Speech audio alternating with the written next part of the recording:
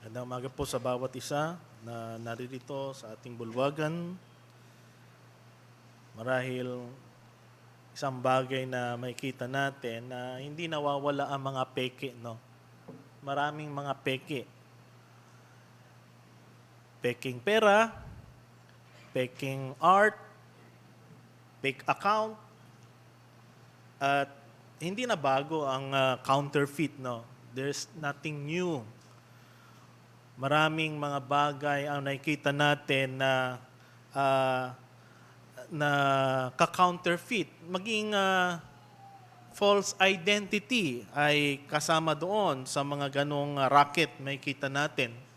Isang makikita nating great imitator, walang ibang si Satanas, na napaka talagang hard-working upang ma-deceive ang mga tao. At ito'y nagsimula pa doon sa Garden of Eden. Hanggang sa kapanahunan natin ay nakikita natin ang mga ganong counterfeit o yung mga peking mga bagay. Nakikita natin sa salita ng Panginoon na simula pa nang sila ay naging isang nation, hindi na nawawala yung mga false prophet o mga bulaang propeta. Si Elijah, nag-kinontend niya yung mga propeta ni Baal na nagpo-promote na mga pagan religion. At yan ay makikita natin na laging merong mga tunggalian ang mga tunay na propeta ng Panginoon, maging ang mga bulaang propeta. Si Jeremiah, maging si Ezekiel ay in-expose niya itong mga ministry na ito na marami ang nabubulid at nahihikayat sa mga maling mga bagay na yon. At isang reason kung bakit marami ang mga nahuhumaling doon ay dahil ito'y madali, comfortable, and popular. Isang bagay na makita natin ang mga apostol at ang mga propeta na naglatag ng pundasyon ng iglesia sa aklat na itong tinitingnan natin, 2 Peter, ay binabanggit niya ang mga bulaang guro na nasa loob ng iglesia. Muli ba natin basahin ang ating teksto sa umaga ito? Bagamat ang binasa natin ay 1 to 7, ang titingnan lang natin ay verse 1 to 3 at ang mga susunod na linggo, ang mga susunod na mga talata. At ganito ang sinasabi ng 2 Peter chapter 2 verses 1 to 3. Ngunit may lumitaw ding mga bulaang propeta sa gitna ng sambayanan kung paanong sa inyong magkakaroon ng mga bulaang guro na palihim na nagpapasok ng mga makapinsalang turo, itinatakwil nila pati ang Panginoon na bumili sa kanila, na nagdadala sa kanilang sarili sa mabilis na pagkapuksa. At maraming sumusunod sa kanila, mga gawang mahahalay na dahil sa kanila ay lalaitin ang daan ng katotohanan at ang kanilang kasakiman ay pagsasamantalahan nila kayo sa pamagitan ng mga pagkukunwaring salita. Ang hatol sa kanila mula sa una ay hindi maantala at kanilang kapahamakan ay hindi natutulog. Purihin pagkabasa ng salita ng Panginoon, tayo po ay manalangin.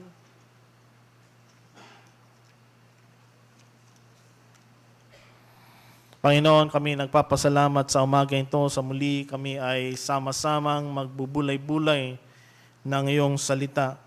Dalangin namin, Panginoon, na nawa ang iyong banal na Espiritu ang siyang magturo sa amin sa mga talatang ito na aming titingnan sa umaga ito. Bagamat, Panginoon, isang katotohanan itong mga tinitingnan namin na realidad sa mga iglesia, maging sa mga ibang mga gawain, dalangin namin, Panginoon, na makita namin ang iyong mensahe na makatutulong sa amin, lalo na sa pagtingin ng mga maling katuruan na pumapasok sa iglesia. Tulungan mo po kami, Panginoon, sa umagang ito. Ito po ang aming dalangin sa matanging sa pangalan ni Jesus. Amen. Mga nakaraang linggo ay tinignan natin ang paksa ng saksi ng kalwalatian ng Diyos. Inisa-isa ni Pedro ang mga bagay na pwede nating panghawakan tungkol sa katotohanan ng salita ng Panginoon. Kaya nga dito ipinakita sa atin ang kahalagahan ng mga eksperyensya na natanggap o na eksperyensya ng mga apostol. Bagamat ito, lalo na yung punto ng Mount of Transfiguration, bagamat nakita nila ang kalwalatian ng Panginoon Jesucristo, hindi nila ito binanggit o sinabi kanino man until na si Jesus ay napako sa krus o naganap ang kanyang resurrection. Ito ay para ipakita sa atin na hindi tayo nabubuhay sa eksperyensya, kundi sa katotohanan. At pagkatapos noon ay binigyan niyang pansin ang scripturated word, ang salita ng Panginoon na mas matindi pa doon sa mga eksperyensya. Ito ang nilatad ni Pedro bago natin titingnan itong ating mga bulaang propetang kanyang binanggit. Kaya nga makita natin na nilatag muna ni Pedro ang mga bagay na pwede nating panghawakan sa katotohanan ng salita ng Panginoon. Sila bilang mga apostol at mga tinawag ng Panginoon, mga saksing tapat sa kanyang salita. Ngayon, ito ay paghahanda upang ipakita sa atin na merong mga lumilitaw na mga bulaang guro o propeta sa loob ng iglesia. At yan ang ating titingnan sa umaga ito. Bagamat mahaba ito, ang mga talatang ito ay medyo nahawig sa mga sinulat ni Juda o ni Jude na may patungkol din sa mga bulaang propeta. At sa umagang ito, ang nais kong mensaheng ibigay sa bawat isa, believers, be on guard for false teaching that is secretly creeping in the church. In general, mga mananampalataya, mag-ingat sa mga maling aral na lihim na gumagapang sa loob ng iglesia.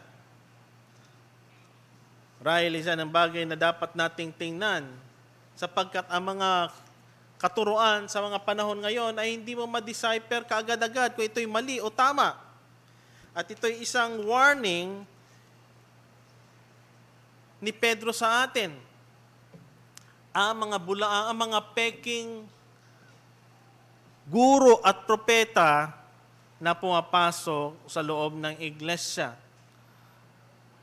Hindi lang yan na parang, kundi sa pulpito mismo, maaring nandun na sila. Dalawang bagay ang dapat nating tingnan. Unang tingnan natin ay ano ba ang mensahe ng mga bulaang katuruan ito? Ano ba ang laman ng pinaka-core message ng mga false teaching? At ano ba ang motivation ng mga bulaang guro ito? First is the message of false teaching, and second, the motivation of false teachers. Marahil makikita natin na sa salitang ito, sa unang talata, ngunit may lumitaw ding mga bulaang propeta sa gitna ng sambayanan kung paanong sa inyong magkaroon ng mga bulaang guro na palihim na kumapasok ng mga nakakapipinsalang turo. Itatakwil nila pati ang Panginoon na bumili sa kanila na nagdadala ng kanilang sarili sa mabilis na pagkapuksa. Pag nabasa natin itong mga talata, hindi magandang picture na pinapakita dito. Merong isang bagay, it speaks something of judgment, speak of the reality that is happening. isang picture na pinapakita sa atin na ganito ang ginagawa ng mga bulaang guro at mga bulaang propeta at hindi dapat tayo mag-compromise sa kanila.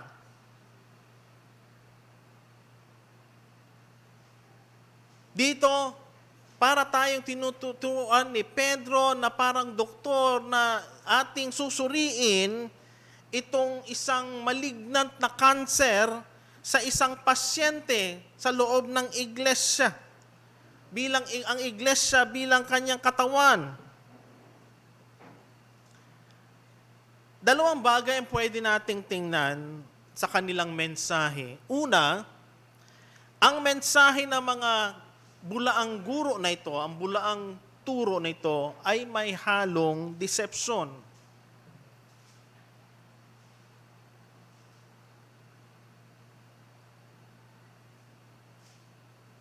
Yan na may kita nating paulit-ulit na tumatakbo sa loob ng chapter na ito. Destructive heresy. May lumilitaw na mga bulaang propeta sa loob ng sambahayanan ng Diyos, sapagkat ito'y sinulat ni Pedro sa mga Hudyo na tinatawag nila, ito ang mga tao na tinawag ng Diyos.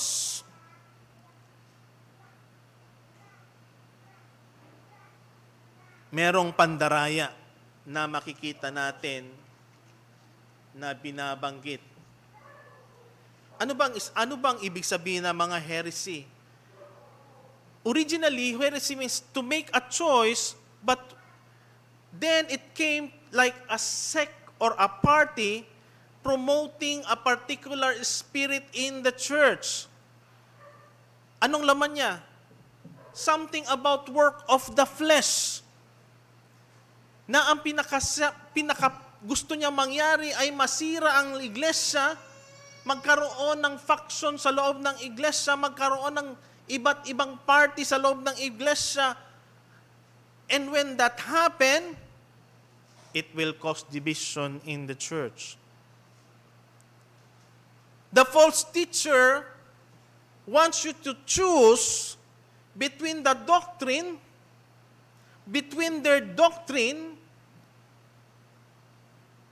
and the doctrine of the true Christian faith. Yan ang ginagawa ng mga bulaang guro. Pag nakikita natin yan ang ganyang sitwasyon sa loob ng iglesia, ay mag-ingat tayo sapagkat we are heading to division. Hindi lamang mga turo, makikita natin dyan, pag tayo ay nagkakaroon ng faction sa loob ng iglesia, sapagkat merong kakaibang mga kuro-kuro o sariling mga opinyon na pinangahawakan ng bawat isa na malayo sa salita ng Panginoon. Not only that their message is false, but their message is also false.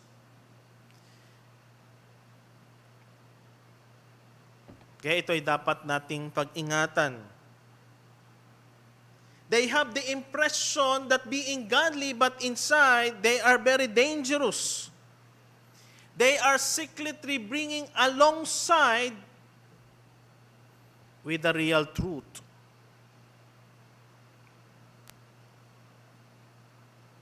Kaya nagsabi dito na palihim na magpapasok ng mga nakapipinsalang turo.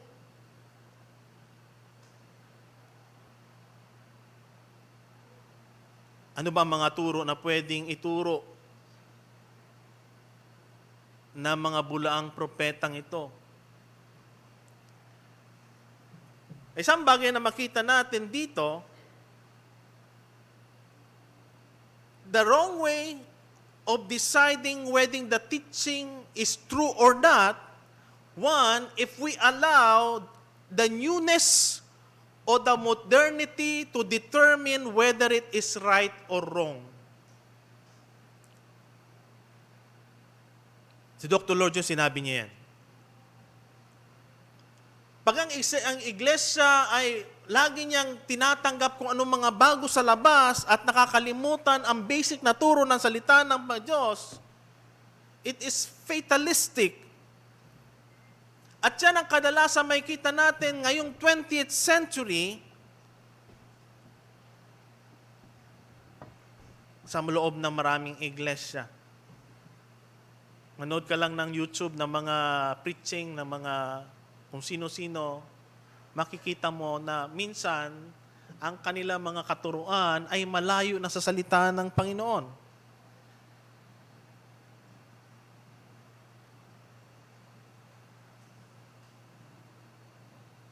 Kaya nga napakalaga yung isang confession sa loob ng church sapagkat yun ang nagbibigay ng guide o nagiging angkla upang hindi may pasok anumang mga heresy sa loob ng iglesia sapagkat ito ang tinatayuan namin ng mga ninuno namin at itong pananampalatayang tinitindigan natin.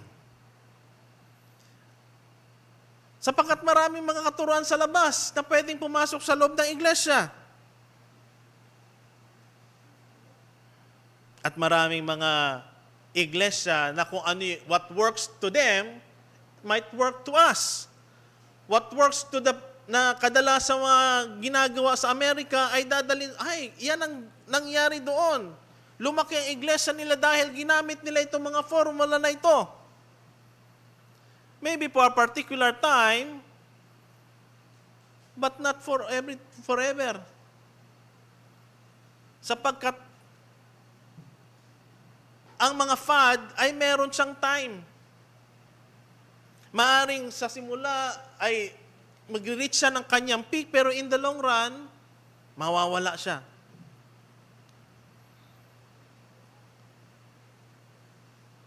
Hindi porke bago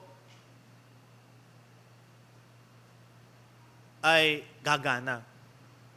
Yan tinatawag nating pragmatism. Kung ano yung bagay na gumagana, yan ang gamitin natin. Yan ang ilagay sa loob ng iglesia sapagkat it works to them.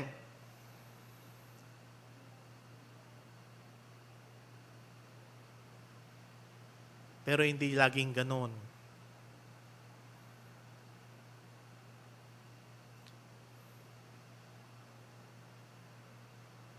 Man is always tempted by the devil not to believe to the word of God and to believe in himself. Kadalasan, mga iba't ibang mga method para lumaki ang iglesia, kadalasan ang laman noon, ang pinaka-basic niya is marketing.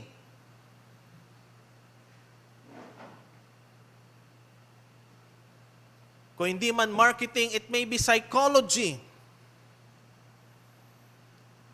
Kung ano yung makakalikid doon sa mga tao na makikinig, yun ang gamitin.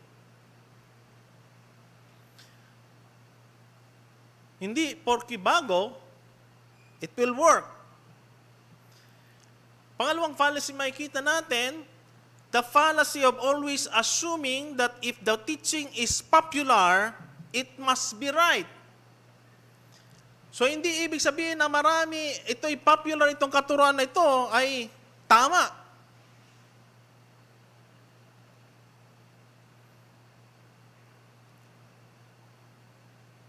Everyone believes it.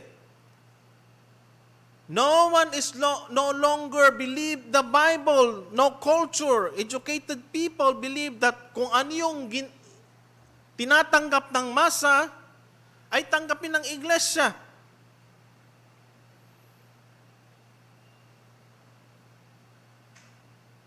Pag binalakan natin ang isang sitwasyon sa Old Testament,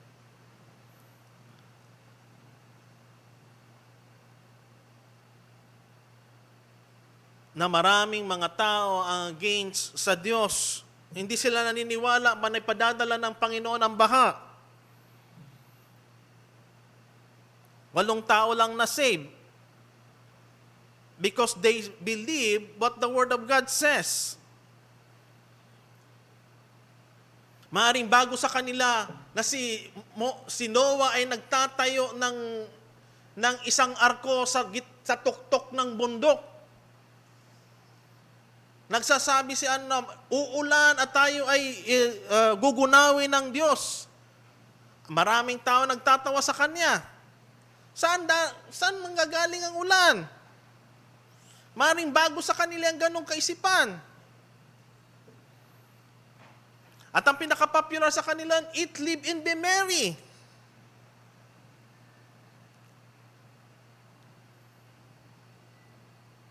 Isang bagay na nakakalungkot na pag tinitingnan natin na nadadala tayo ng mga katuroang mga bago, mga popular, at nahuhok tayo. Sabi ni Dr. Lloyd Jones, one of the saddest features even of modern religious life is the tendency to estimate the truth in terms of result, popularity, crowds, movement. It is an utter denial of the biblical teaching. You cannot estimate spiritual truth by polls. By counting of heads is not a biblical way of discovering whether the teaching is right or wrong. You do not take a census and ask people to fill certain details. To the law and the testimony, popularity in number are a very false test of result. Yan sinabi ni Dr. Lloyd Jones. Hindi tayo sa popularity ng mga katuruan nakabase. At marami yan ngayon. Merong mga sitwasyon na grupo ng mga tao, bubuksan nilang Biblia. Ano yung tingin mo dyan sa talata yan? Yung isa naman, iba. So, kung 5 sila, 5 mga perception na kanilang sarili ang nandoon sa isang talata na yon. Pero tandaan natin na ang salita ng Panginoon, meron siyang intended na message para sa intended na mga reader at ano ito ngayon sa panahon natin ngayon. Hindi tayo pwedeng maglagay ng ating saloobin doon sa mga talatang tinatanggap natin sapagkat yun ang saloobin natin. Yan ang mga bago, mga popular na mga paraan ngayon. Nawawala na yung tinatawag nating absolute truth. Ito ang palagay kong tama at ito ang tatanggapin ko. At ito ang palagay niya tama, tanggapin mo. Tinatawag nating relativism. At yan ang mga popular na nangyari ngayon. Ang mga kaisipan na lahat naman ng religion papunta sa Diyos. Iba-iba nga lang paraan. Hindi yan na sinasabi na salita ng Panginoon. There is only one way. Jesus Christ, I am the way, the truth, and the life. At wala nang iba. At maraming tao ang ayaw tanggapin yan. Yan ang popular ngayon. What works for you, works for you. What works for me, works for me. What you believe, it should not interfere with my belief. But the Word of God is always an absolute truth. Kaya nga maraming tao ngayon na ayaw tanggapin ng absolute truth. They want kung anong nais nila ilagay doon sa talatang yon. Here we can say, Satan is a liar and his minister a liar. They use the Bible not to enlighten, but to deceive. Ano ba yung pattern na ginawa ni Satanas kay Eva sa Genesis 3 verses 1 to 6? First, he questioned God. He questioned God's word. Talaga bang sinabi ng Panginoon yan? Then he denied God's word. You shall not die. You shall not surely die. So he questioned God, His word, and what did he do? He substituted that word with his own lie. You shall be as God. At yan ang kadalasang dynamic ng deception na mga false prophets and teachers. This is the truth that the Lord is giving us to His Word, but they will twist that with a lie. At maraming tao ang nadideceive. Keep in mind that this apostle, these teachers, are not innocently ignorant of the Word.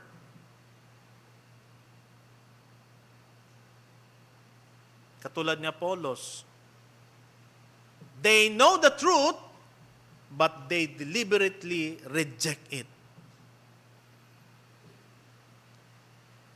Yan ang mga ginagawa ng mga bulaang guro at teacher.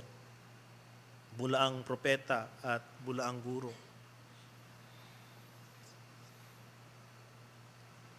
Kaya nga, makikita natin si Predyo, nilatag niya muna ang eminence, ang presence, ang kahalagahan ng salita ng Panginoon para tayo ay talagang equip. Ano ba ang salita ng Panginoon na pinangahawakan natin, ang totoo? Para pag tayo ay naharap sa mga katuroang ito, ang babalikan natin, ano ba ang sinasabi ng salita ng Panginoon sa kanyang salita. Hindi lamang sila ay mga mandaraya, deception, they are also in denial.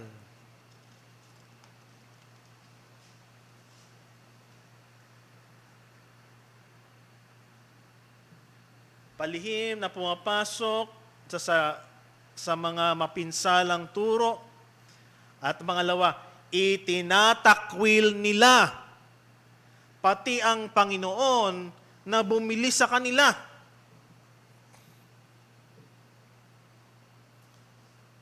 Actually, itong word na ito, makikita natin that ang sinasabi natin dito ay binili sila ng Panginoon. They have been brought by God, but they are not totally redeemed.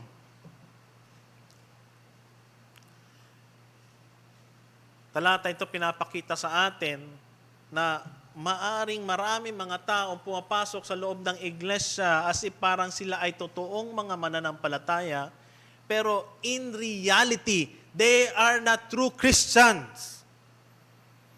Sila ay camouflage, sila ay peke. This false teacher, not only that they are deceptive, they are also in denial.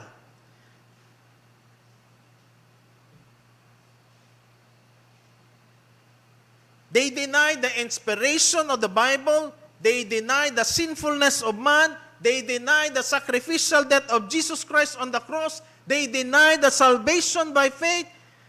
And even the reality of eternal judgment. At yung makita natin sa 2 Peter dito, ang susunod na mga huli dito ay itong mga bulaang propeta, they deny the second coming of Christ.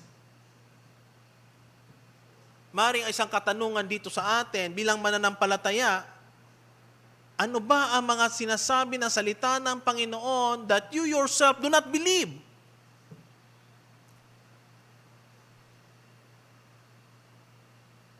At ang punto na talagang inaatake ng mga bulaang guro dito, walang iba kundi yung deity, yung pagka-Diyos ni Jesucristo.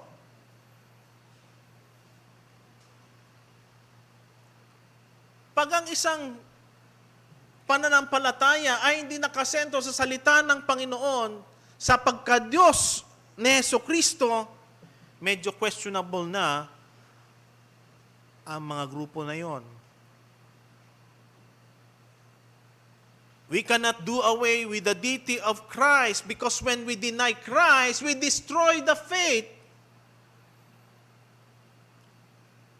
Christianity is Christ, and He is not only that He claimed, but kung hindi natin siya pananampalatayanan bilang siya ang anak ng Diyos, walang kwenta yung ating pananampalataya sapagkat ang ating pananampalataya ay nakaangkla sa ginawa ni Jesus sa krus ng Kalbaryo, sa kanyang pagka-Diyos. Maraming mga organisasyon o mga relihiyon na tinitingnan nila si Jesus bilang tao. Tinitingnan nila si Jesus bilang good example. Tinitingnan nila si Jesus bilang daan. Itong mga bagay na ito maganda. Pero tatandaan natin, if we deny the deity of Christ, walang sandigan ang ating pananampalataya. Sapagkat sa kanyang pagka-Diyos lamang tayo maliligtas. Kung hindi sa Diyos, ano sa tao? Paano tayo maliligtas? Tangi ang Diyos lamang ang makapagpaparaan para tayo ay maibalik sa Diyos. Sa pamagitan ng kanyang anak.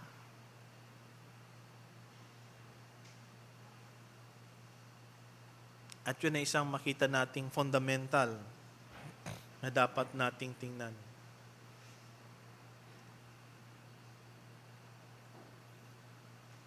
The denial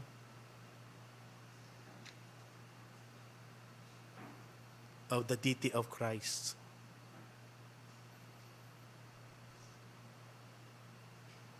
Kaya nga dito makikita natin itong mga bulaang teacher na ito o guro ay masasabi natin hindi sila ligtas sapagkat paano sila makapagtuturo patungkol kay Kristo kung sila mismo ay hindi naniniwala sa Kanya.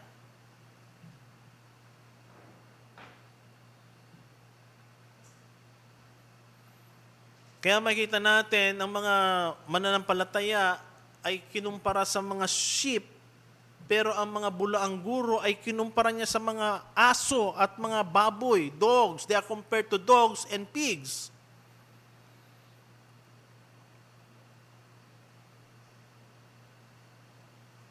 Sabi ni Jude, the same people having not the Spirit. If a person does not have the Spirit of God within, he is not a child of God.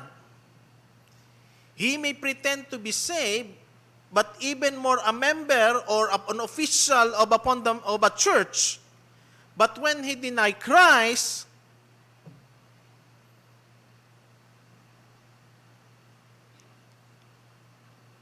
maaaring masabi nating hindi siya mananampalataya sapagkat hindi niya mahal ang Panginoon.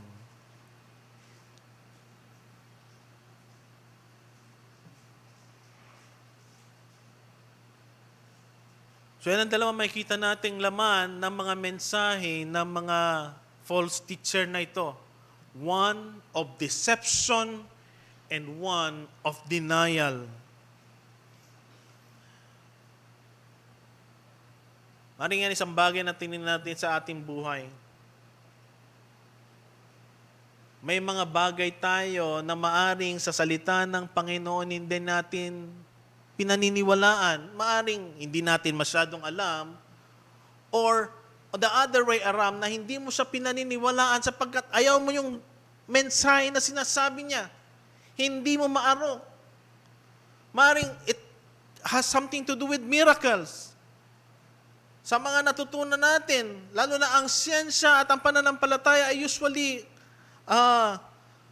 parang tingin nila ay magkatunggali. Pero tatandaan natin, ang mga bagay na ito ay dapat nating tingnan sa biyaya ng salita ng Panginoon. At marami makikita natin mga archaeological studies na nagpapakita o nagsasabi na ang mga hula, ang mga sinulat ng salita ng Panginoon ay totoo.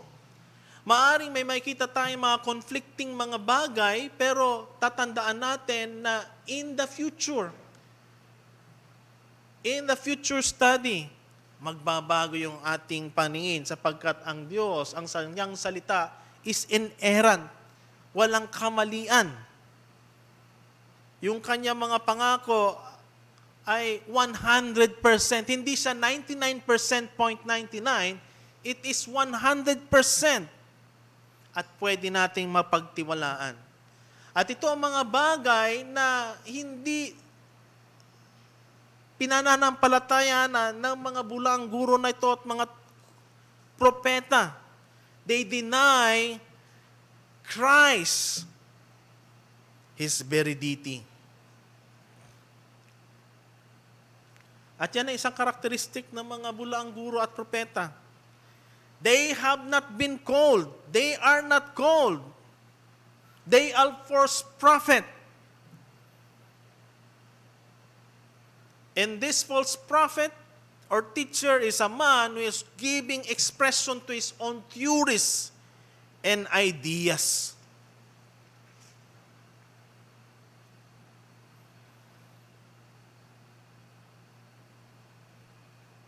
So, ang mga example na pwede nating tingnan dito, yung theory ng evolution of man, na mga tao ay galing sa unggoy. Pero hindi yan ang sinasabi ng salita ng Panginoon. Meron ba tayong proof noon? Wala. It's more of a pure theory. Pero it was been accepted, especially in the academe, no? O kung hindi man yung psychology.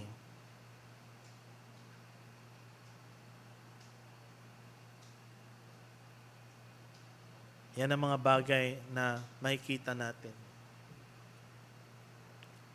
Pangalawang punto tingnan natin ang motivation ng mga bulaang guro. Ang kanilang mensahe, one of deception and denial. Ano ang motivation ng mga bulaang guro na ito?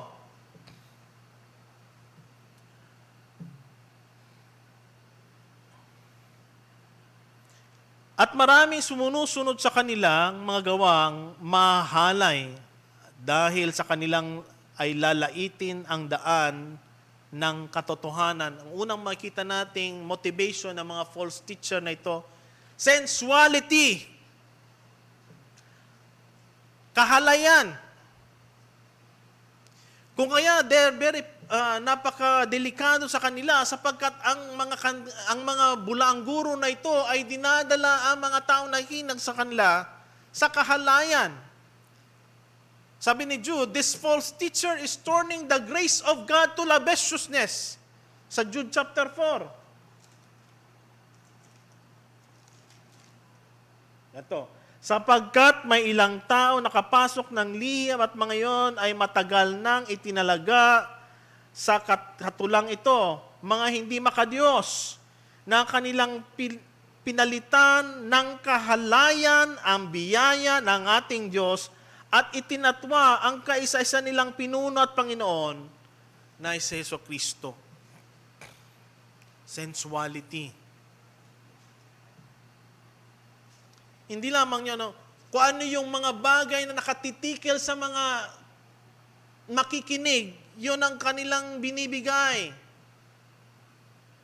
They want prosperity, yan ang mensahe nila.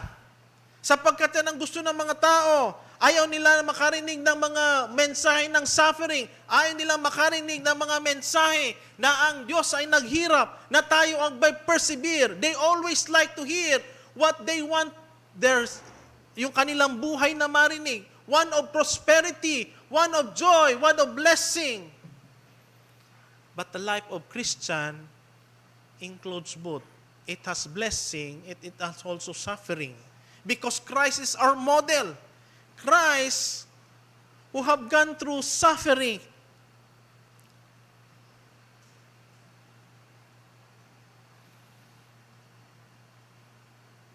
The false prophet in Jeremiah's days were guilty of the same sin. Many follows the evil example of their conduct is proof that people would rather follow the false true and sensual rather than spiritual. At itong bagay na ito ay kasama dito yung mga ngaral na nagbibigay ng mensahe sa mga nakikinig, anong klaseng buhay meron siya. Maaari may kita natin na siya ay tingin ng iba ay napaka-ayos, napaka-disente, pero anong klase ng buhay meron siya on the secret life? Meron siyang ibang buhay.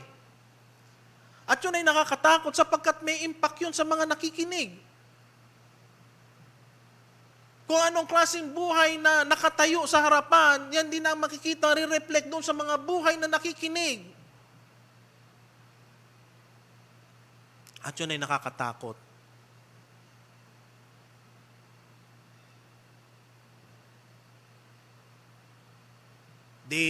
Ang buhay nila is life of sensuality.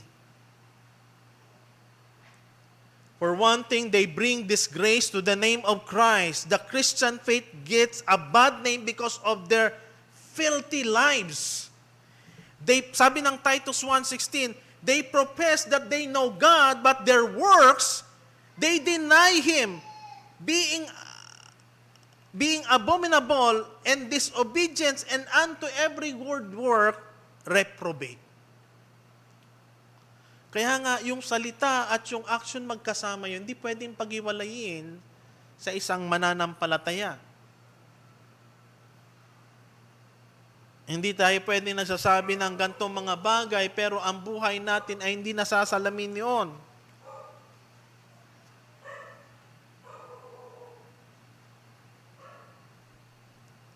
And those hinder the cause of Christ because of bad reputation of professing Christian who are members of His church.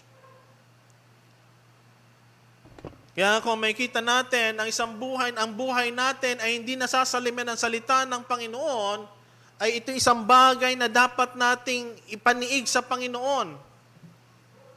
Sapagkat, Lord, ito ang aking pinanampalataya ng iyong salita, pero ang buhay ko ay hindi nasasalamin. Ang mga bagay, hindi nakikita ang iyong ginawang mga biyaya sa buhay ko.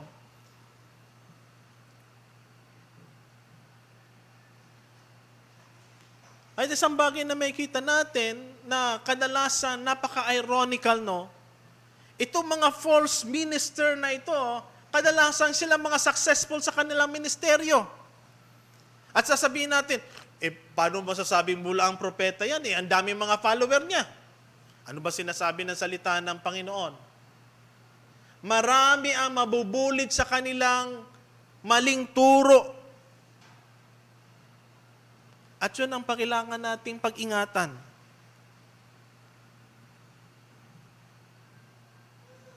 Pag nakikita tayo ng mga documentary ng mga tele-evangelists, na mga preacher, meron sila 3-4 ang eroplano, meron silang mga mansyon. At sabihin natin, yan ang tunay na pinagpapala. Pero ang sinasabi ng Panginoon, hindi ganoon. Last week sinabi ni Brother Jerry yung buhay ni Rabbi Zacarias. Open book na siya. Nagbibigay siya ng mga magandang mensahe, pero ang kanyang buhay ay hindi ayon sa salita ng Panginoon. Living a life of sensuality. Hindi lamang sensuality, meron pang isa. Greed.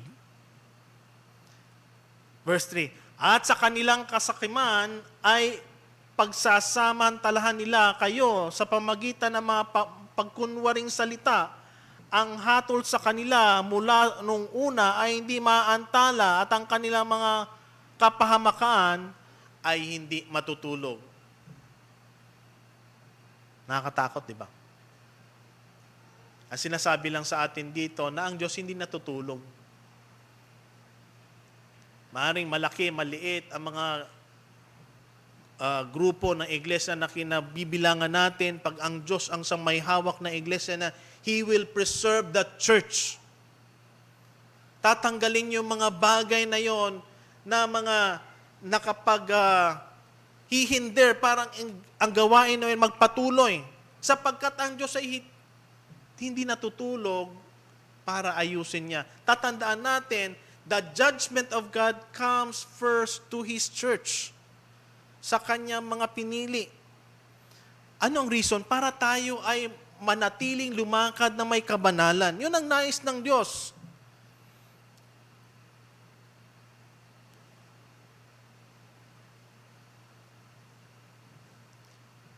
Ang mga bulaang propeta nito, they live, ang kanilang motivation ay greediness o kasakiman. They are interested of making money. They exploit people. Tingin niya sa mga miyembro, sa mga taong nakikinig sa kanya, para sa mga customer, hindi ganon.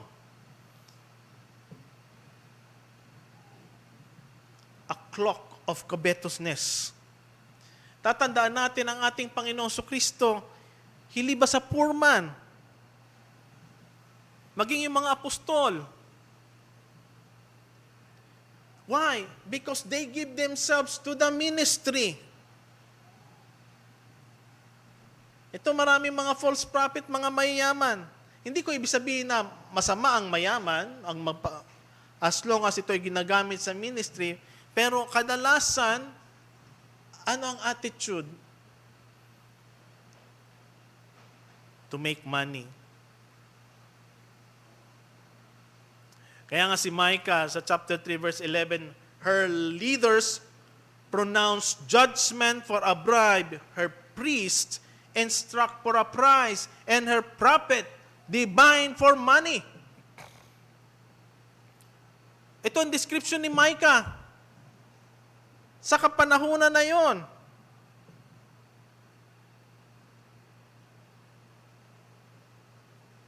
Not only that they are living in a life of sensuality, they are living in immorality, they are lovers of money and pride, and this ruin the lives of the people.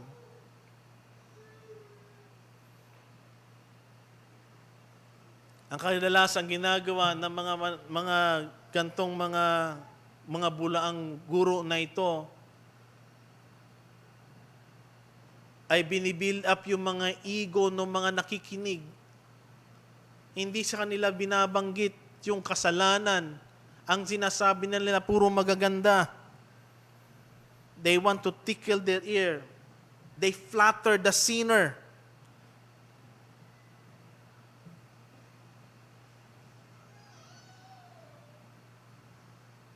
They are exploiting the people.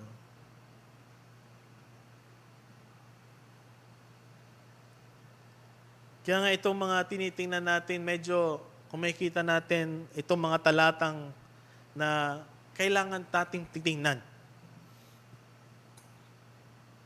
At kung nga makikita natin, yung iglesia ay napupunta na doon, we have to pray.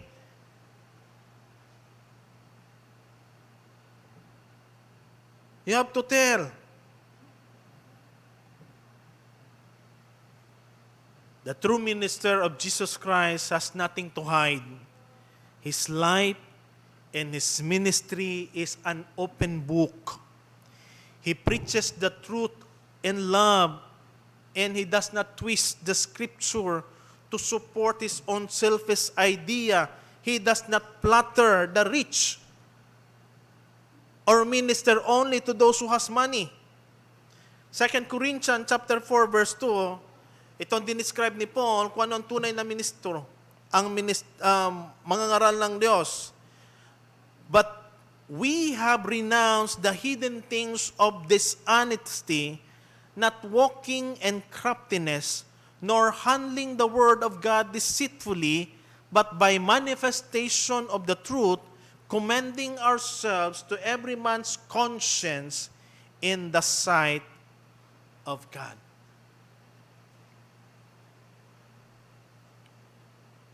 Mga kapatid, paano ba natin tinitingnan ang mundo at ang hinaharap? Paano ba natin tinitingnan ang mga salita ng Diyos, ang kanyang mga pangako?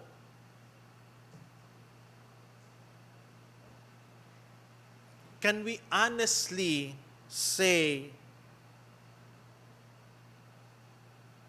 that I simply cling to the cross of Christ and I'm helpless and I'm looking for the grace of God?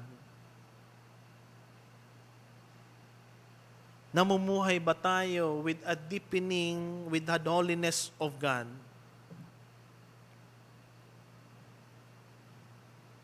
Mga kapatid, ito ay isang paraan para maging aware tayo.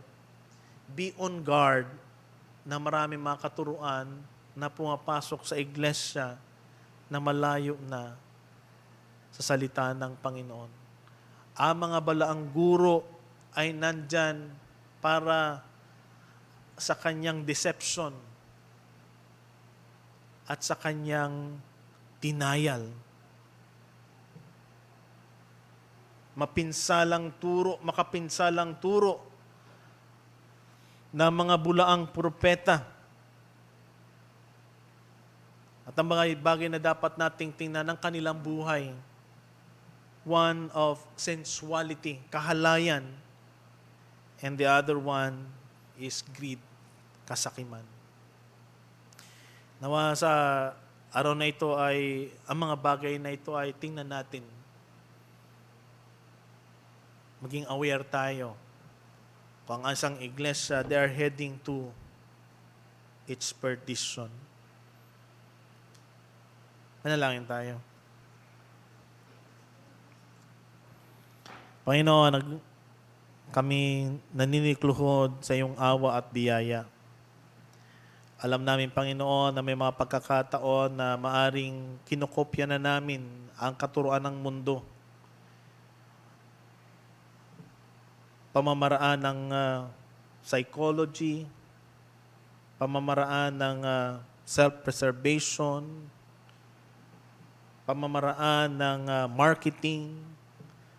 Panginoon, tulungan mo na magkaroon kami ng discernment sa mga bagay na aming pinakikinggan, sa mga bagay na aming pinanampalatayanan. Tunay nga, Panginoon, dalangin namin na i-preserve mo ang bawat isa. Maging ang aming iglesia, na nawa ang purong salita lamang ang aming maririnig sa aming mga pulpito, sa aming mga guro, maging sa aming pastor. We pray, Panginoon, na kayo ang siyang manguna sa amin. Dalangin namin, Panginoon, na patuloy mong pag-ingatan ang katotohanan ng iyong salita, na ang puro at dalisay na katuruan ang aming matatanggap. Dalangin namin, Panginoon, na kami maging mapagmasid sa anumang mga deception at mga denials ng iyong mga katuruan. Dalangin din namin, Panginoon, na kami ilayo mo, Panginoon, sa pamumuhay na mahalay, maging sa pamumuhay na may kasakiman, na siyang mga motivation nitong mga bulaang guro at mga propeta. Dalangin namin, Panginoon, na maging ang aming buhay ay pag-ingatan mo na kami lumakad na may kabanalan at pagsamba sa inyo. Dalangin namin, Panginoon, na patuloy mo kaming gawing humble, that we will obey your word and we will follow it, sapagkat ang iyong salita ay ilaw sa aming mga dinadaanan. Salamat, Panginoon, sa umaga ito. Tulungan mo kami, Panginoon, na magpatuloy, pagamat maraming mga bagay na lalayo sa amin sa inyo. Mga katuruan, mga kaisipan na maaring tinatanggap namin o pinaninampalatayaan na namin na ito'y malayo sa inyo. Salamat, Panginoon, sa iyong pag-iingat. Ito po ang aming dalangin sa matanging sa pangalan ni Jesus. Amen.